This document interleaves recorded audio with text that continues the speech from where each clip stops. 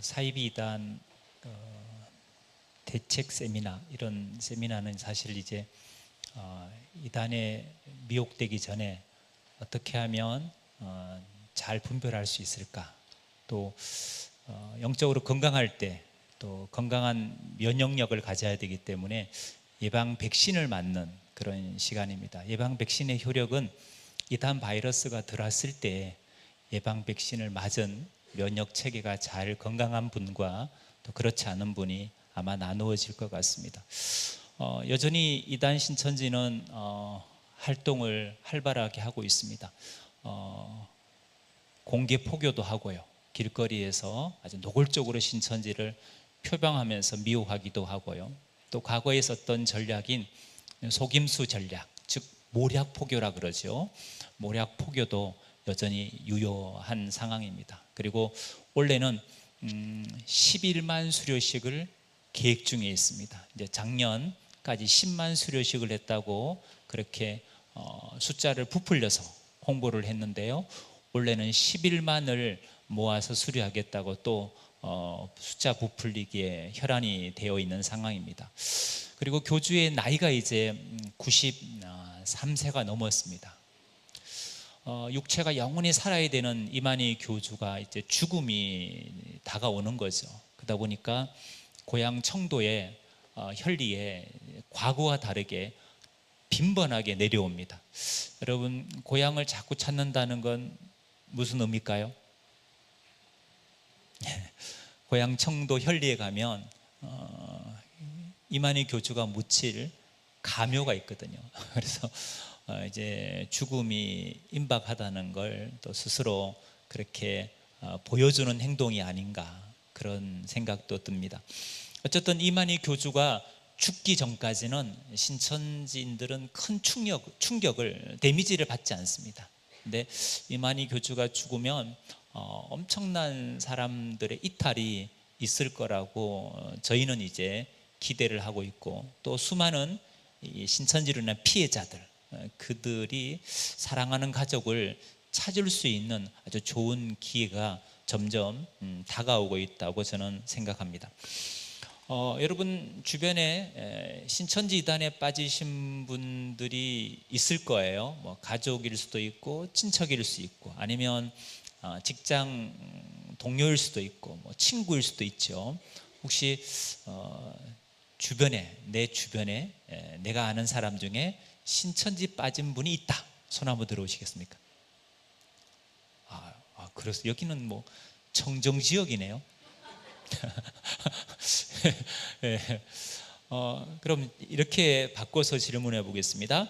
신천지 빠진 사람이 나는 이해가 안 된다, 이만희 교주를 보혜사로 믿는 나는 그 사람들이 도무지 이해가 안 된다, 어떻게 이만희 교주를 보혜사로 믿을 수 있을까, 나는 그게 도무지 이해가 안 된다, 이렇게 생각되시는 분 손 들어보시겠습니까? 예. 그럼 안 드신 분들은 이해가 되는 건가요? 그럼 나는 이해가 된다. 다 이해가 안 되는 쪽입니까? 그러시군요. 잘 됐습니다. 예.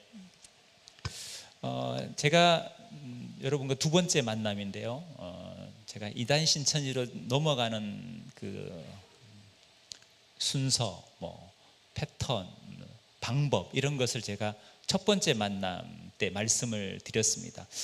미혹 포교 방법 자체가 아주 교묘하죠. 교묘합니다. 근데 결국은 이제 뭐 어떤 그 친분, 신뢰를 쌓고 인간적인 정을 쌓은 다음에 반드시 결론은 뭐냐? 성경 공부를 제한하게 되어 있습니다. 신천지로 넘어가는 큰 패턴이 있죠.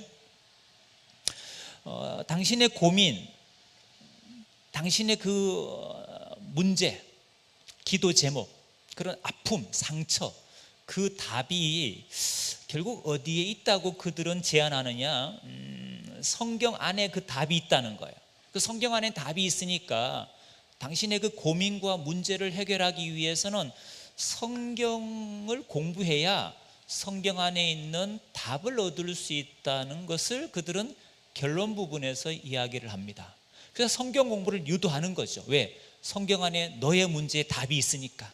그 고민에 답이 있으니까 성경 공부를 해야 된다는 거예요. 성경 공부의 중요성을 강조합니다. 이게 사실 이제 중요해요. 근데 성경 공부를 제대로 하려면 성경은 기록된 원리가 있다는 거예요. 성경을 그냥 읽는다고 이해되는 게 아니란 얘기죠. 성경이 기록된 방식, 원리, 그걸 이해를 해야 볼 수 있는데, 그 성경을 기록한 원리가 뭐냐? 비유라고 이야기합니다. 비유. 성경은 다양한 상징, 비유로 기록됐다는 거예요. 그래서 비유의 중요성을 이야기합니다. 자, 성경 공부를 해야 당시 문제에 답을 얻을 수 있다. 성경이 기록된 원리가 비유기 때문에 성경을 제대로 배우려면 비유를 알아야 된다. 이게 바로 신천지가 사용하는 미혹교리입니다. 미혹교리. 그 다음에 이걸 이제 배우다 보면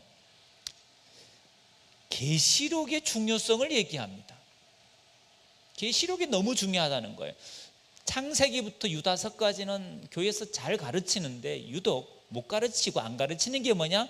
요한계시록이라는 거예요. 사실 이 계시록 안에 아주 중요한 것들이 다 함축되어 있다는 거예요. 성경의 시작이 창세기고 마지막이 요한계시록인데 그 시작과 결말, 이게 너무 중요하다는 거예요. 특별히 결말을 모르면 어떻게 성경을 제대로 알 수 있겠냐는 거죠. 예수님의 재림을 맞이하려면 반드시 요한계시록을 알아야 된다는 거예요. 이게 이제 그들의 중심 교리입니다.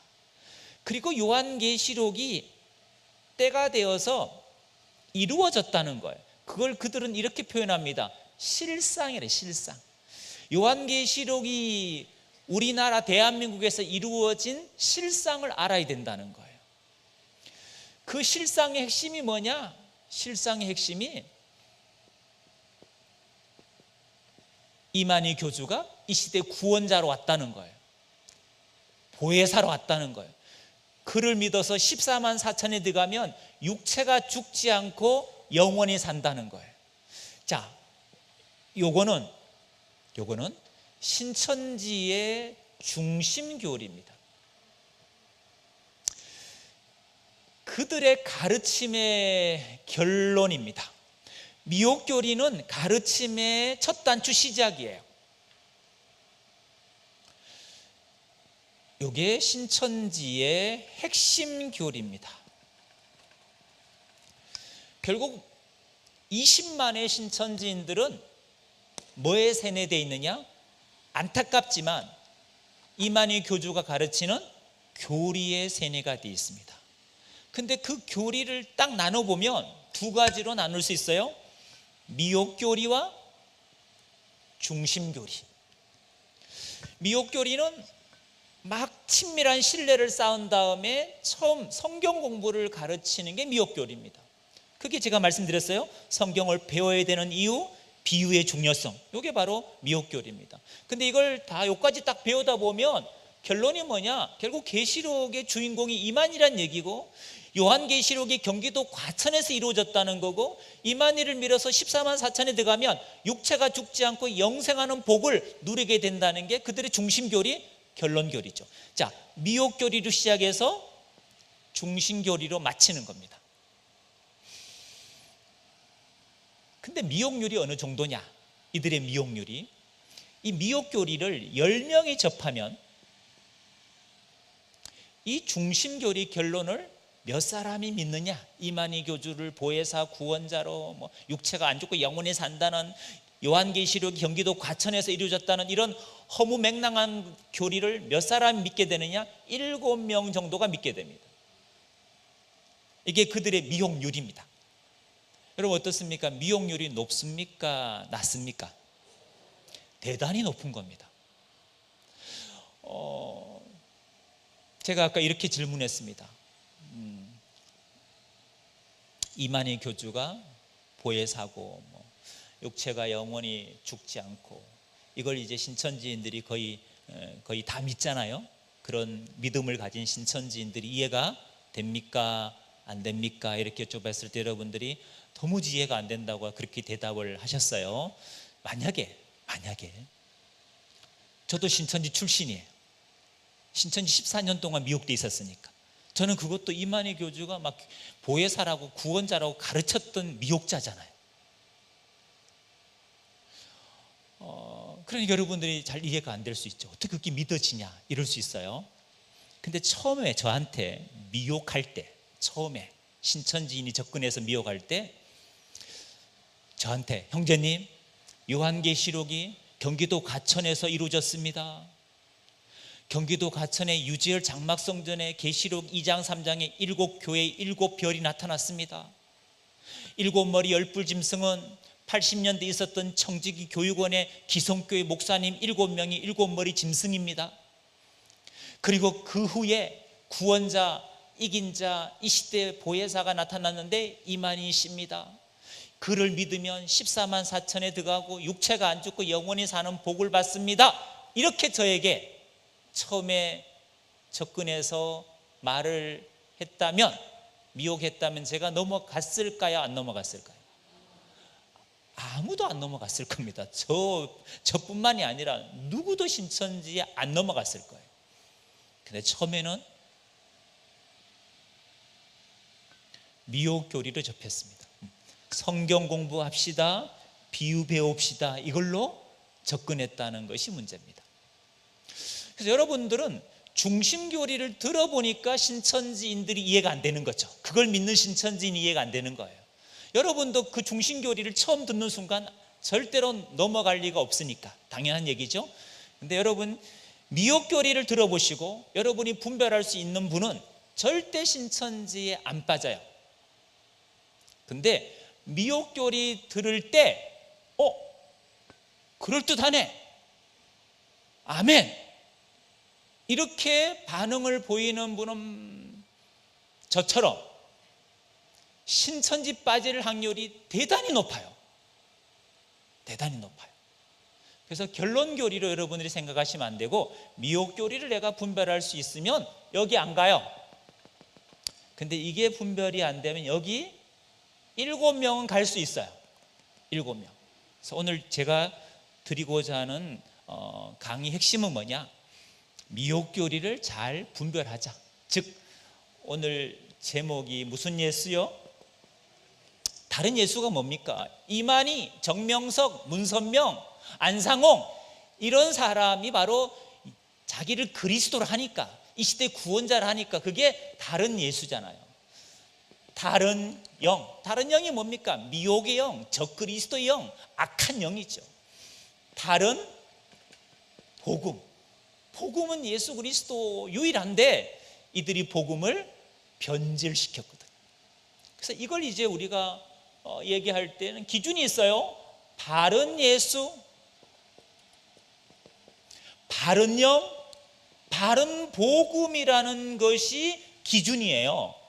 우리가 믿고 있는, 정통교회가 믿고 있는 바른 예수, 바른 영, 바른 복음이 기준이에요.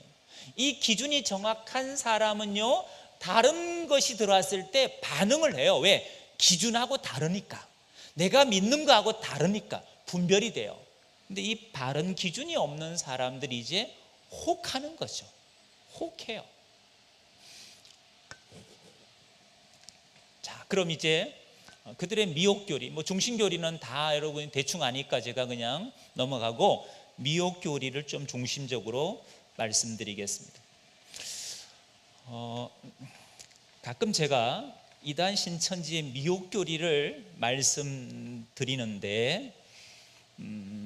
미혹한다는 얘기예요. 미혹교리를 말씀드린다는 것, 그들이 어떻게 미혹하는지 제가 샘플로 보여드리는 거예요. 근데 이걸 듣고 아멘 하시는 분이 계세요. 그러니까 주무시다가 일어나셨겠죠. 아니면 딴 생각하다가 그냥 아멘 하셨겠죠. 그래서 주무시는 분들이 정말 위험하니까 옆에 혹시 지그시 눈을 감으셨다면 미리 좀 깨워주세요. 틀림없이 그분은 아멘 합니다. 이따가. 네. 자, 이단 신천지의 미혹교리입니다. 제가 여기 쓰겠습니다. 아예.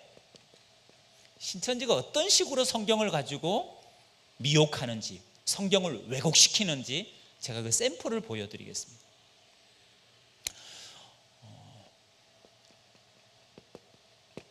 요한복음 17장 3절에 예수님께서 이렇게 말씀하셨습니다. 영생은,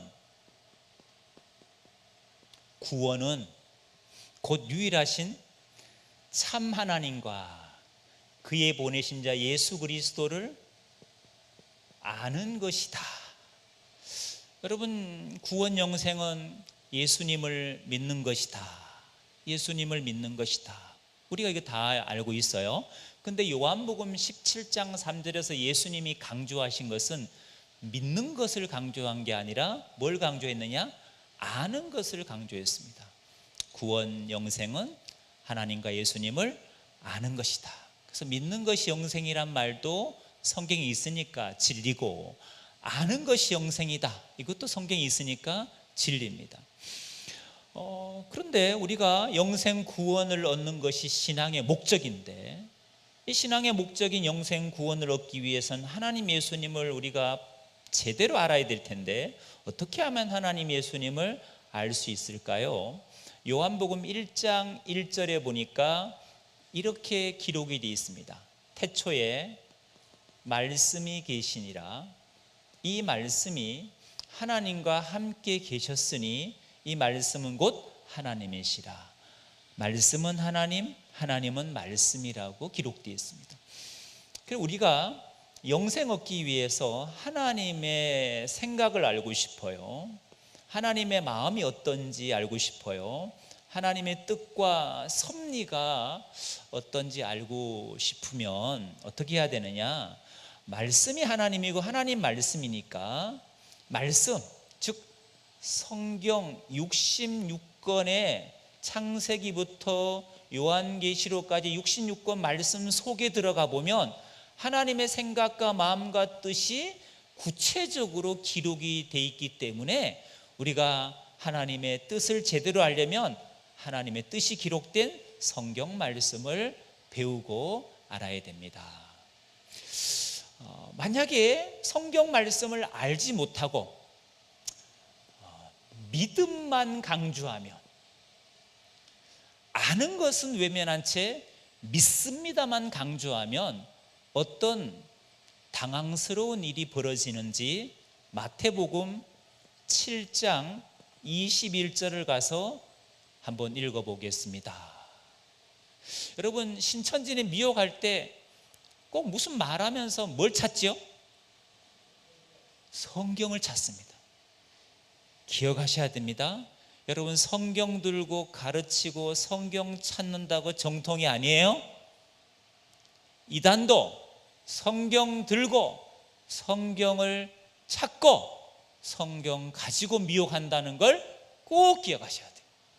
문제는 그 성경을 어떻게 해석하느냐는 문제입니다.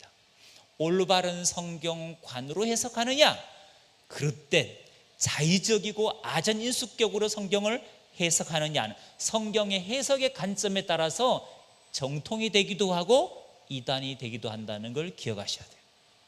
어쨌든 이단 신천지는 미혹할 때 성경을 항상 찾습니다. 그리고 읽게 합니다. 자기 눈으로 보고 확인하라는 거예요.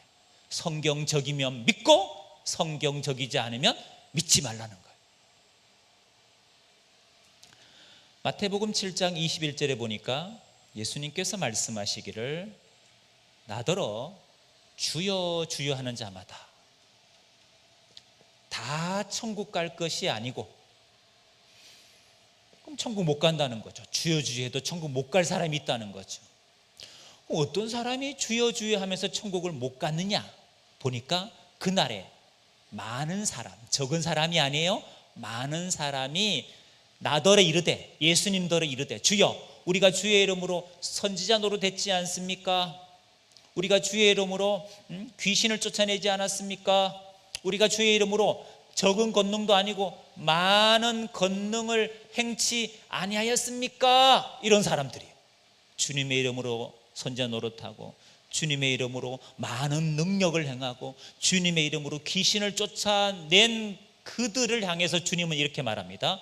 이 불법을 행하는 자들아 내게서 떠나가라.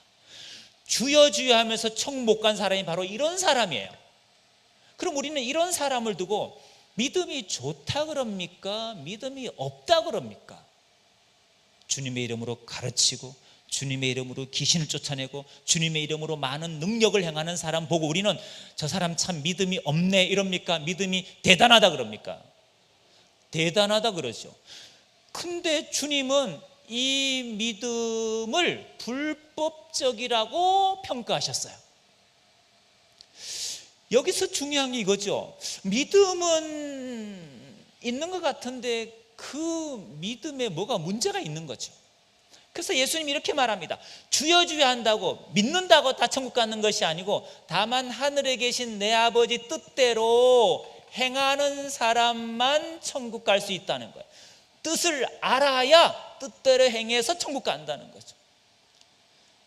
그래서 제대로 알지 못하고 믿습니다만 강조하면 정말 주님 앞에 불법자라는 그런 정죄 판단을 받을 수 있다는 거죠. 자, 호세아 4장 6절에 보니까 하나님께서 이렇게 말씀하십니다. 내 백성이 지식이 없으므로 망하는도다. 누구 백성이냐? 내 백성. 내 백성은 누구 백성입니까? 하나님의 이름을 부르는, 하나님을 믿는 백성이에요. 선민이에요, 선민. 근데 그 하나님을 믿는 백성일지라도 뭐가 없으면 망하느냐? 지식이 없어 망한대. 여러분, 이 지식이 어떤 지식일까요? 세상적인 지식일까요? 하나님의 말씀에 대한 지식일까요? 그렇죠. 하나님의 백성 믿는 자라도 하나님의 말씀에 대해서 무지하면 망할 수 있다고 경고했고, 너희가 지식을 버렸으니까 나도 너희 자녀를 잃어버릴 거고 너희가 내 제상이 될 수 없다고 하나님이 믿는 백성들에게 경고했습니다. 호세아 6장 6절은 이렇게 말합니다. 나는 인애를 원하고 제사를 원치 아니하며 번제보다 하나님 아는 것을 원하노라. 여러분, 하나님 원하는 게 뭐냐? 인애, 사랑이래요. 제사를 원하는 게 아니래. 제사가 오늘날로 말하면 예배일 거예요. 번제, 예물일 거예요. 그런 것보다 뭘 원하신대요? 하나님은 자기 백성이 하나님의 마음을 알아주기를 원한다는 거죠. 하나님의 마음을 안다는 건 하나님의 말씀을 안다는 겁니다. 하나님의 마음, 하나님의 말씀을 제대로 모르면 입술은 가까운데 마음은 하나님과 멀게 되는 거죠. 에베소 4장 13절에 바울이 이렇게 말합니다. 우리가 다 하나님의 아들 예수님이죠.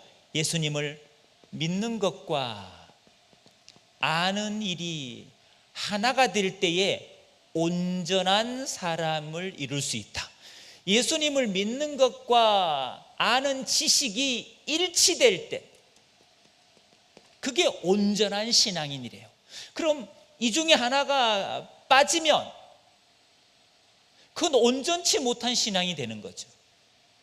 그래서 아는 것, 믿는 것, 아는 것이 너무 중요하다는 거예요. 예를 들어 저하고 여러분이 오늘 처음 만났다 합시다.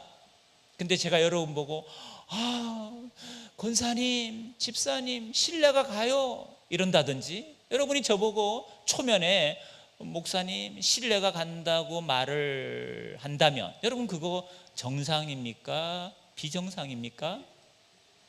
그거 틀림없이 아부성 멘트겠죠? 아니 제가 여러분 어떻게 알고, 여러분 저를 어떻게 알고 초면에 그 신뢰라는 게 생기겠습니까?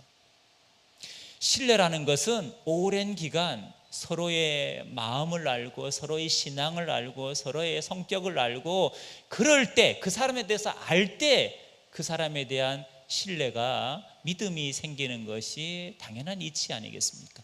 하나님을 향해서 똑같다는 거예요. 주여 믿습니다 이랬을 때 주님이 네가 나를 뭘 알아서, 네가 나에 대해서 뭘 알아서 이룰 수 있다는 거예요. 근데 성경 66권을 통해서 하나님의 뜻과 마음을 알면 알수록 그분에 대한 믿음이 동아줄처럼 튼튼해지니까 어차피 일평생 예수 믿을 거, 기왕이면 예수님이 말씀하신 성경을 제대로 알고 믿는 여러분 되시기 바랍니다. 이렇게 미혹하는 거예요. 이렇게 그 신천지 미혹의 교리를 아주 가장 기본적인 미혹 교리 하나를 들으신 거예요. 근데 여러분, 몇 분은 아멘을 제가 유도했더니 했어요. 그렇죠. 아멘을 안 하셔도 그래, 뭐 귀향이만 알고 믿어야지, 그래, 뭐 맞네, 맞는 얘기네, 속으로 이렇게 생각하신 분 계시죠? 그분도 미혹되신 거예요. 여러분이 이랬잖아 아까요. 그들의 결론 교리를, 중심 교리를 도무지 그걸 믿는다는 게 이해가 안 된다 그러셨는데, 이 부분을 듣고 그럴듯하다 이렇게 생각되신 분은 10분 중에 7분은 결론을, 중심 교리를 믿을 뿐이에요. 그 아멘 하심에도 불구하고, 아멘 하셨음에도 불구하고 지금까지 신천지 안 가신 것은 하나님의 놀라운 은혜고 지키심이고 보호하심이에요. 그걸 감사하세요. 아멘 하신 분만.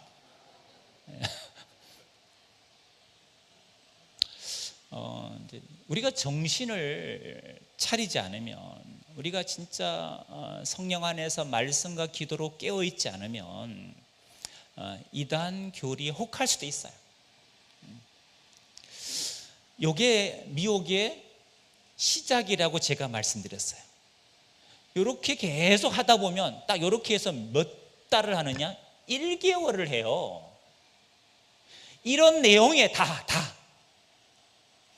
그리고 2달을 뭐 하느냐? 요런 게 1개월, 일주일에 월화목금 하루 2-3시간, 이걸 한 달을 해요. 이런 내용들을 계속, 신천지란 말도 안 하고 계속 성경 공부하는 거예요. 이렇게 해요. 맞지요 찾아서 확인하면서 하는 거예요. 그리고 이제 2달은 뭐 하느냐? 이게 되면, 이 기초가 딱 놓이면, 이런 성경관이 딱 틀이 박히면, 그 다음 2번째 하는 게 비유풀이입니다.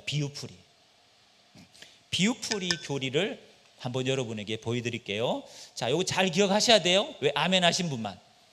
아멘 안 하신 분은 뭐 기억 안 하셨대요. 근데 아멘 하셨던 분들은 이따 분별을 해야 되니까 몇 개는 기억하셔야 분별할 수 있거든요. 자, 2번째, 2달 동안 미혹하는 교리가 이제 소위 비유풀이입니다. 여러분, 이 비유풀이는 신천지뿐만이 아닙니다. JMS, 통일교, 하나님의 모든 사이비단들의 공통 교리가 뭐냐? 비유풀입니다. 비유풀이. 이런 식의 비유풀이에요. 마태 13장 31절 32절. 천국은 마치 사람이 자기 밭에 갖다 심은 겨자씨 하나 같은데, 이 씨가 밭에 떨어져서 나물보다 커서 나무가 되니까 공중에 나는 새가 그 가지에 깃들었다. 예수님이 천국을 말씀하시면서 비유로 말씀하신 거예요. 씨가, 겨자씨가 떨어져서 나물보다 커서 나무가 되니까 공중에 나는 새가 깃들었다. 이걸 예수님은 뭐라고 하셨느냐? 이걸 천국이 마치 이와 같다고 뭐 하신 거죠? 비유하신 거예요. 천국은 겨자씨 같다, 천국은 누룩 같다, 천국은 밭에 감춘 보화 같다, 천국은 좋은 진주를 구하는 장사 같다, 천국은 바다에 치고 각종 물고기를 모으는 그물 같다. 다 천국 비유예요. 여러분, 신천지는 미혹할 때, 이렇게 비유 가르칠 때 그림을 많이 그려요. 이렇게 그림을 딱 그린다, 그럼 그건 신천지 교육이에요. 그냥 그림만 봐도 저 신천지구나 이렇게 알아먹어야 돼요. 그냥 멍청하게 그냥 그림만 보고 있을 게 아니고, 이게 신천지가 가르칠 때 그림을 그려가면서 시각을 자꾸 자극해. 시각, 청각을 자꾸 자극해요. 자, 그러면서 이제 풀어요. 비유니까 풀어야 된다는 거예요. 비유를 풀어야 된다는 거예요. 씨가 뭐냐? 비유니까 이 씨가 뭐냐? 씨가 뭔지 보자는 거예요. 씨는 말씀이라는 거예요. 말씀. 어디에? 누가복음 8장 11절에 예수님 이렇게 말씀하시죠. 이 비유는 이러하니라. 씨는 하나님의 말씀이요. 그래서 씨 안에 생명이 있는 것처럼 우리 영혼의 생명은 말씀이 준다는 거죠.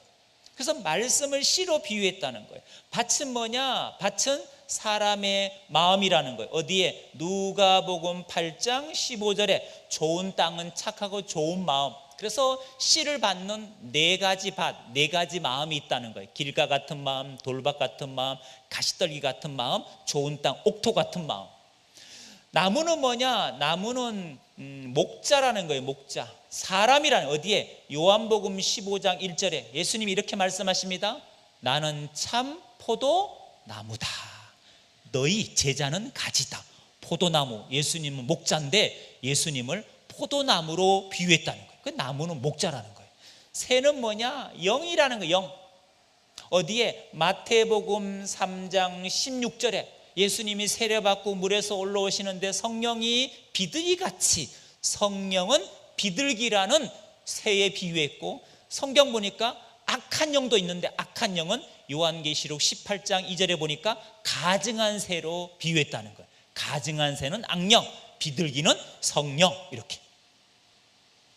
그래서 씨도 두 가지, 좋은 씨 가라지, 밭은 사람의 마음은 네 가지, 나무도 생명나무, 선악나무, 새도 성령은 비둘기, 악령은 가증한 새. 이렇게 종류로 나눠진다는 거예요.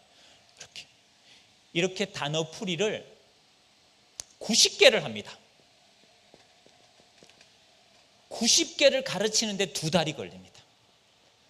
성경 공부 중요성 1달, 비유풀이 2달, 여기 3개월까지 6개월 교육 과정인데 센터 6개월 과정 중에 딱 3개월 비유풀이 90개까지 세뇌되면 그 다음부터는 게임 끝났습니다. 그 다음부터는 요한계시록 보면 뭐로 보이느냐? 90개 배운 비유로 보입니다. 그리고 10명 중에 7명은 이만희를 보혜사로 받아들이게 되어 있습니다. 여러분 보세요. 이 비유풀이 보니까 어때요, 여러분? 분별이 되시죠? 네. 그럼 이렇게 물어볼게요. 분별이 되신다 그러니까 예수님이 말씀을 씨로 비유했습니까? 안 했습니까? 대답을 해. 같이 꿀을 드셨어요? 자, 예수님의 말씀을 씨로 비유했습니까? 안 했습니까?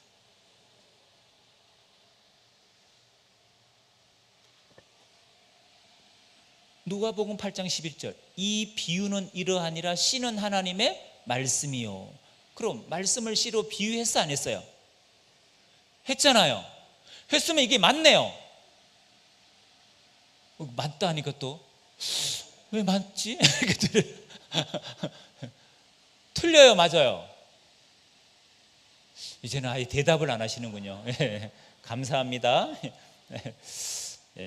아니 예수님 말씀을 씨로 비유했어요. 뭐가 문제냐? 뭐가 문제냐? 자, 이게 문제예요. 신천지 비유 풀이의 문제점을 제가 말씀드리려는 거예요. 신천지 문제는 이거예요. 성경의 단어를 획일적으로 푼다는 거죠. 획일적. 무슨 말이냐? 요거 보세요. 시 이꼬로 말씀. 공식화한 거예요. 공식화. 그래서 신천지인들은 성경에 씨라는 단어가 나오면 무슨 생각부터 할까요?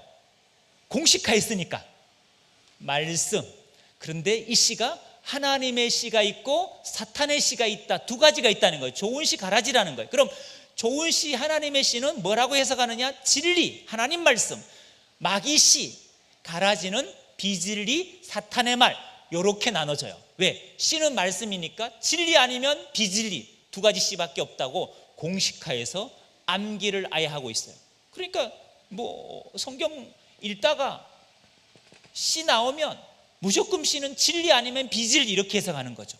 예를 들면 여기 신천지인이 계시면 제 말이 동의가 될 거예요. 여기 신천지인이 만약에 계시면 제 말에 동의가 될 거라고요. 예레미야 31장 27절에 하나님께서 이렇게 말합니다. 내가 사람의 씨와 짐승의 씨를 뿌릴 날이 이른다. 사람의 씨와 짐승의 씨를 뿌릴 날이 이른다. 자, 이걸 신천지인들은 이 씨를 어떻게 해석할까요? 사람의 씨는 진리라고 해석합니다. 짐승의 씨는 비진리라고 해석합니다. 그래서 이 예레미야 31장 27절을 어디와 연결하느냐? 마태복음 13장 24절과 연결합니다. 마태 13장 24절이 뭐냐? 예수님이 이렇게 말합니다. 천국은 좋은 씨를 제밭에 뿌린 사람 같다. 그 사람을 해석합니다. 36절에 37절에 좋은 씨를 뿌리는 이는 인자요. 인자가 누굽니까? 예수님이죠. 예수님이 좋은 씨 뿌린 사람이라는 거예요. 이 사람은 나타나 보니까 예수님이라는 거예요. 그 씨는 예수님이 전한 진리라고 해석합니다. 그럼 짐승은 누구냐? 예수님을 대적한 서기관 바리새인을 향해서 예수님이 뭐라 했느냐? 뱀들아 독사의 새끼들아 그랬다는 거예요. 계시록 20장 2절 가니까 용을 잡으니 옛뱀이요 마귀요 사탄이라. 근데 서기관 바리새인이 뱀이니까 뱀은 짐승이고 그들이 전하는 교리는 비진리는 짐승의 씨라는 거예요. 사람은 예수님, 사람의 씨는 좋은 씨 진리, 짐승은 서기관 바리새인, 그들이 뿌린 비진리가 가라지라는 거예요. 이렇게 약속과 성취, 예언과 성취를 짝을 맞춰요. 이게 신천지인들이 공식화해서 비유풀이를 배운 내용이에요. 여러분, 이렇게 비유를 보면 될까요? 안 될까요? 안 됩니다. 여러분, 성경에 잘 보세요. 비유는 절대로 획일적으로 공식화하면 그거는 성경을 오해한 겁니다. 성경에 보면 씨라는 단어가 엄청 많아요. 여기 우리가 찾아봤던 누가복음 8장 11절은 예수님이 씨를 말씀하셨죠. 이 씨는 분명히 말씀을 비유한 게 맞습니다. 마태복음 13장 37절 보면은 좋은 씨를 예수님 말씀하셨어요. 좋은 씨를 뭐라고 해석했느냐? 좋은 씨는 천국의 아들들이라고 해석했습니다. 그런가 하면 이사야서 53장 10절에 보면 메시아가 오는데 그 메시아가 씨를 본대. 씨, 그의 씨가 있대요. 여러분, 메시아가 어떤 씨를 봅니까? 메시아가 어떤 씨를 볼까요? 그건 메시아를 믿어서 후손이 된, 메시아를 통해 영적으로 후손이 된 제자들을 두고 그의 씨라고 말합니다. 그런가 하면 아브라함은 이렇게 말합니다. 하나님, 저에게 씨를 주지 않았습니다. 아브라함이 하는 말이에요. 하나님, 저한테 씨를 안 주셨잖아요. 이 씨가 뭘까요? 자식입니다. 자식. 아직 이삭 독자를 안 줬다는 얘기예요. 고린도전서 15장 35절에서 37절을 보면 사람의 썩어지는 육체를, 죽는 육체를 심는 씨라고 비유했습니다. 바울은 고린도후서 9장 10절 11절에서 우리가 드리는 연보, 구제 헌금을 씨라고 비유했습니다. 씨. 많이 심는 자, 적게 심는 자, 이렇게 말합니다. 여러분, 무슨 말입니까? 단어는 뭔데요? 씨인데 뜻이 어떻습니까? 다 다릅니다. 그래서 여러분, 비유라는 것은 공식화할 수 없어요. 비유는 다양성이 있는 거죠. 뭐에 따라서? 문맥에 따라서. 의미가 뭐하다? 달라진다. 의미가 달라진다. 근데 신천지인들은 의미가 다르지 않아요. 제가 신천지인들에게 이제 탈퇴를 위해서 이단 상담을 합니다. 신천 집사님을 앉혀놓고 제가 상담을 했어요. 예레미야 31장 27절을 같이 읽었어요. 집사님, 여기 사람의 씨와 짐승의 씨가 뭐로 보이세요? 뭐로 보이세요? 물어봤어요. 그 집사님이 이렇게 말하죠.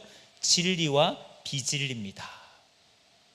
제가 앞뒤 문맥을 읽어보게 했어요. 앞뒤 문맥. 앞뒤 문맥을 읽어보면 이게 진리 비진리가 아니거든요. 그럼 뭐냐?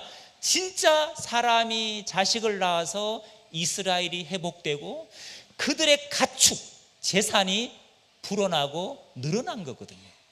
육적인 씨거든요. 사람의 심승의 씨는 비유한 게 아니고 육적인 거예요. 근데 신천지인들에게는 이게 다 비유로 보이는 거죠. 왜? 비유병이 걸렸거든. 비유병이 무섭습니다. 성경이 다 비유로 보이는 거예요. 자, 보세요. 신천지는 씨는 말씀이다. 이걸 어떻게 본다고요? 획일적으로. 어떻게 본다고요? 공식화해서. 그래서 창세기부터 계시록까지 씨가 나오면 다 말씀, 진리, 비진리 이렇게 오해를 하는 거예요. 그러나 성경에 씨라는 비유라는 것은 의미가 문맥에 따라 뭐하다? 다양하다.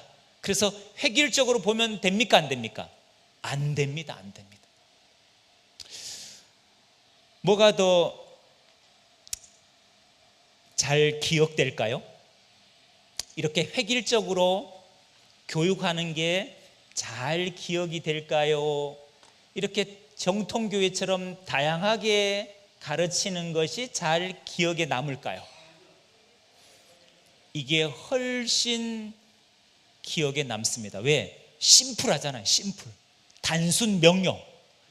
보세요. 이렇게 외워요. 누가 팔팔하게 일일이 씨 뿌리느냐? 누가 팔팔하게 일일이 씨 뿌렸냐? 배신자 가룟 유다 빼고 11 제자가 열심히 복음의 씨를 뿌렸지. 몇 장 몇 절을 기억하면서 씨는 말씀이다 이렇게 암기가 되는 거예요. 자기가 믿는 것이 성경적이라고 확신하는 거예요. 우리 정통교회는 그렇게 안 가르쳐요. 왜? 문맥에 따라 의미가 다양하니까 굳이 하나를 외우는 의미가 없어요. 이런 뜻 저런 뜻이 다양하니까. 그런데 이단은 이렇게 말합니다. 어떻게 코에 걸면 코걸이고 귀에 걸면 귀걸이냐? 이렇게 비아냥거리는 거예요. 근데 이거는 문맥을 보면 뜻이 다양하기 때문에 이럴 수밖에 없어요. 이게 신천지인들은 이해가 잘 안 되는 거죠, 여러분. 그런 어떤 차이가 있다는 거 여러분들이 아셔야 돼요. 자, 우리는 잘 외우지 않죠. 몇 장 몇 절도 잘 외우지 않아. 그냥 요한복음 3장 16절만 외우면 돼. 하나님이 세상을 이처럼 사랑하사. 자, 그 다음 보세요. 아까 요한복음 1장 1절. 이거는 제가 이제 이단들을 보니까 거의 모든 이단들이 요한복음 1장 1절을 이런 식으로 해석을 해요.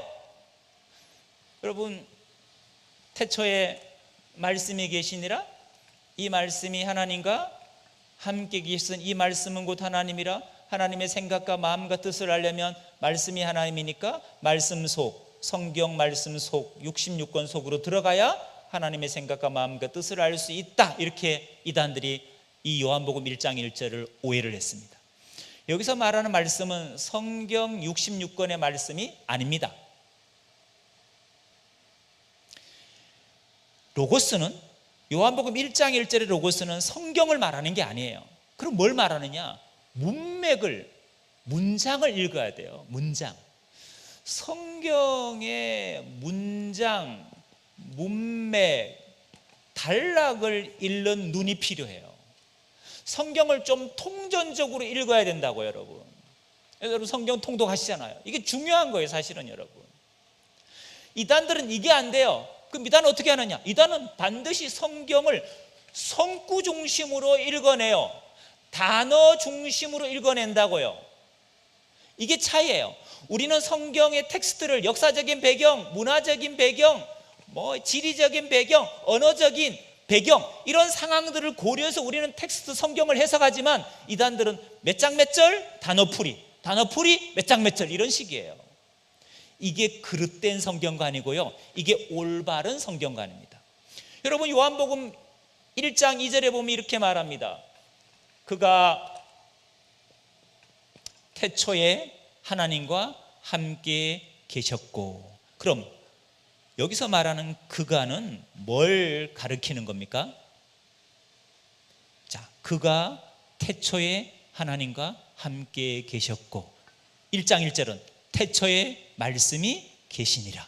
이 말씀이 하나님과 함께 계셨으니 이 말씀은 곧 하나님이라. 그럼 여기서 그는 당연히 뭘 가리키느냐? 태초의 말씀을 가르치는 거예요.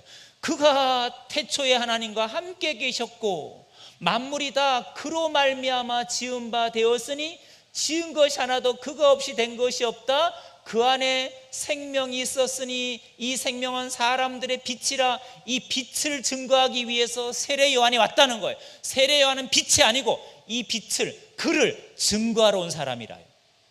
참빛, 그 세상에 와서 각 사람에게 비치는 빛이 있었나니 세상은 그로 말미암아 지은 바 되었으되 세상이 그를 알지 못했다는 거예요. 근데 영접하는 자, 즉 그를 영접하는 자는 하나님의 자녀가 되는 권세를 얻는데요. 여러분, 여기서 말하는 그 생명, 빛은 누굽니까?